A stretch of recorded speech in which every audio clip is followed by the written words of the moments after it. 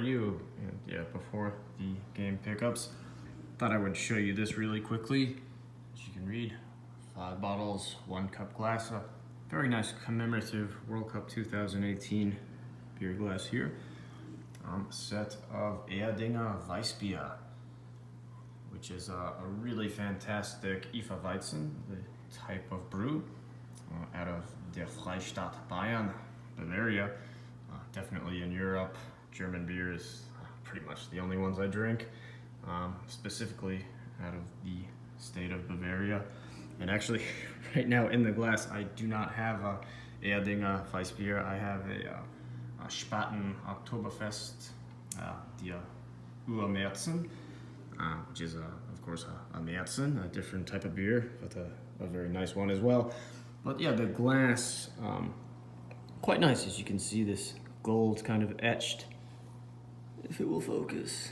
Little image of St. Basil's Cathedral, of course, a very historical, noteworthy landmark in the city of Moscow, Russia. There's a little ball in 2018 down below. But yeah, just thought I would kind of show you this real quickly.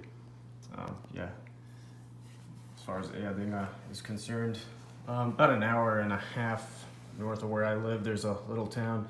I put up a few videos on it called Alpine Helen, Georgia. It's a kind of a little Bavarian themed town, which is it's quite nice. You can get a lot of really authentic German cuisine up there, and they have all these.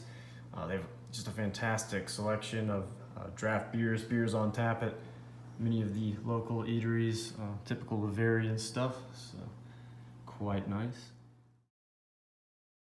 Aber jetzt habe ich eine Flasche mit feiner Hefe in der Flasche gereift. But on to the pickups. Got 5 games, 3 of them boxed, Japanese versions. So Puzzle Bobble 64, Baku Bomberman, which was known as Bomberman 64 in the West. The first one, I believe there were 4 Bomberman games on the N64 actually. But yeah, that's the first one. And then Puyo Puyo Sun 64. Yeah, great port of the world famous, just absolutely ported to every console imaginable. Puyo Puyo Sun arcade PCB. Like I said, just ported to, if you've got a console, you can play the port of this game. And this is a really great, pretty much arcade perfect port of it. I mean, probably people would say that the Saturn version is superior, the PS1 maybe as well. But I find no fault with this port. Awesome, and just kind of unique and cool to have it on the N64. I like getting arcade ports to the N64 because they were somewhat far few in between in regards, what am I trying to say? Not very common on that console. But yeah, and Puzzle Bobble 64, another one of those ports, and just kind of the nomenclature for the various regions, just all over the place. But in the West, the games were known as Bust a Move. So this was in the West, in the arcades, and the ports of it to various consoles. It was called Bust a Move 99, which is actually Puzzle Bobble 3 in Japan, and then the port of it to the Saturn and the PS1, it was still known as Puzzle Bobble 3, I believe, for Japanese regions, and then in Western regions was known as Puzzle Bobble 99, but for some reason the port to the N64 was not known as Puzzle Bobble 3 in Japan, but Puzzle Bobble 64. Are you confused yet? But yeah. So yeah, this is just Puzzle Bobble 3, or Bust a Move 99, whichever way you would like to refer to it. And again, awesome, really arcade perfect port, and it has a 4-player mode, which is pretty sweet if you ask me. So again, like I said, really like to pick up ports of arcade games to the N64 when possible, because it's not always possible. And I don't know, I've just been kind of getting back into the system lately. It's been a real long time, maybe like over a decade since I made any pickups for it. So yeah, another get back to the confusion with naming. So this is Bust a Move 2. In Japan, it's Puzzle Bobble 2, and as you know, On the Neo Geo, there was Bust-A-Move / Puzzle Bobble, and Bust-A-Move 2 / Puzzle Bobble 2, you know, depending if it's a Western or Eastern region release. And I do not have, I never got around to picking up Bust-A-Move 2 or Puzzle Bobble 2 on the Neo Geo MVS, and it's actually gotten quite expensive, well, you know, relatively. Put you up in 3 figures, probably at least near $100.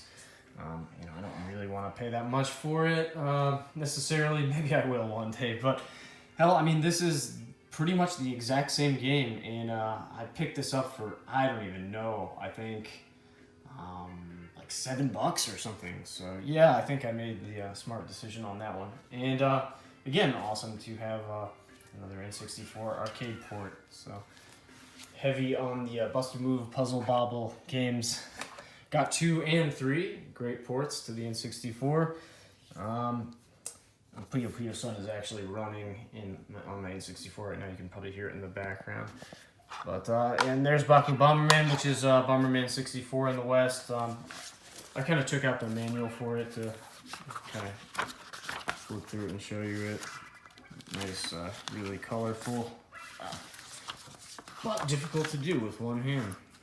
Some of the images, and I'm getting a glare anyway, but came with all of whatever was included originally, registration cards and whatnot, and this cool little, just took it out because I thought it was kind of neat, pretty much a complete copy, this kind of little move sheet just showing you various things you can do in the game, how to control it, almost like a little, yeah, move strip card. I've got, there's actually more stuff in there, I didn't get it all out. Here's the Puzzle Bobble 64 manual. Just love the old color manuals, especially. They're becoming such a thing of the past where you buy like a PlayStation 3 or 4 game, what have you, and where's the manual? Oh, there's a website address that you go to. Yeah, fuck that. Like, have tangible things you can hold in your hand, true ownership. And, you know, all the love and care that went into creating the detail for Puyo Puyo Sun. Same kind of stuff right here with the registration card. You know, I like to always have this stuff when I can. I don't go out of my way to get it, but for many of my Saturn, PS1, just all my box stuff for any console I have, I like to get the stuff when I can. And cool, kind of neat, because usually, you know, kids would take these out and stick them on shit. But all of the, and my camera doesn't want to focus, but all the stickers that came with it are intact for Puyo Puyo Sun 64. Quite nice. But yeah, I mean, just one of my favorite arcade puzzle games, a fantastic one. So many, if you don't have it, it's real cheap and easy to get for pretty much any console out there. A port of the game. Some funny stuff in there. It's like convention pictures. I don't know what that was. I'll go back and look at it. But yeah, great game. What else? Magical Tetris Challenge. Another a Capcom PCB. Now, this is such an awesome game, as you can kind of tell. You've watched my channel for a long time. You know I like puzzle games, and heavy on them here. But yeah, I love Tetris, of course, and Tetris with Disney characters made by you know, Capcom. Can it get any better than that? Really, this game is amazing. It's just got some absolutely fantastic music in it. Great animations to the characters, the kind of cutscene story sequences between each round that you're playing. Really engaging. I love it. And I remember back in the day when I started collecting arcade PCBs, I would see the Capcom PCB for this for like, you could pick it up for like $50 to $70. Now, I really wish I had jumped on that back then, because it's kind of rare and difficult and very pricey to find now, at least from what I've seen and what I know. But yeah, I don't really buy arcade PCBs that much anymore, because they're just, it's just fucking nuts, man. People are just, I mean, I don't know, ridiculous what the stuff sells for. But awesome port of it. And I believe it was also ported to the PlayStation 1, so really cheap ways to play this fantastic game. get it, pick it up if you love Disney like me, and Tetris, puzzle games as well, and you love Capcom. I mean, this is like the trifecta. You can't go wrong with it. One of the best puzzle games you'll ever play. And last thing here, just a loose copy of Mega Man 64. You know, I love the Rockman, Mega Man games, but I never actually owned, I might have owned Legends a long time ago. It's been so long. I don't think I did, but I know, yeah, I'm pretty sure I didn't. I do recall playing it at a friend's house back in the day, and, you know, I actually kind of really liked it. I played a couple hours of it, and just never really, that I can recall, got around to picking it up, and or if I did, I just put it aside and lost it or sold it and didn't play much of it, just kind of forgot about it. And you know, since I was going back and getting N64 games, I thought it'd be cool to pick up Mega Man 64. It is basically, it's, you know, everything on the 64 had to be renamed Mega Man 64 just to confuse you. Whatever 64, fill in the blank. But yeah, it's Mega Man Legends. Being that it is on the N64, they you know, just the hardware kind of puts in that kind of nasty anti-aliasing, and which is kind of like a blur filter, like bilinear filtering basically, which I despise. You know, so I would say obviously that the PlayStation version, it's a bit more crisp. I mean, you will get more jaggies and stuff on pixelation, I suppose, on the edge of the polygons. I kind of tend to prefer, and I think most people do, that sharp, ultra crisp, vivid look, anti-aliasing. You know, the game does look a bit more smooth on the N64, but a little like watered down in terms of the color and a bit more blurry as well. But I mean, it's just an absolute joy to play this game on the N64, just using that old controller with the joystick. It plays fantastic on the console. I love kind of 3D platform games for the system. So I just thought, like, hey, this is kind of a no-brainer. Let's pick it up, do something a little bit different, play it on the N64. And I've actually been playing it a little bit, and I'm a couple hours into it, and I just love this game, man. This game is fan-fucking-tastic, really. You know, I'm a big fan of the Rockman, Mega Man CPS2 arcade games. Those are my two favorite, even more than the Nintendo games I grew up playing as a kid. And you know, I know a lot of people don't like Rockman, Mega Man 8 on the PS1, but really and as far as the platform games go in the traditional series line, I guess, I'm excluding the arcade games here.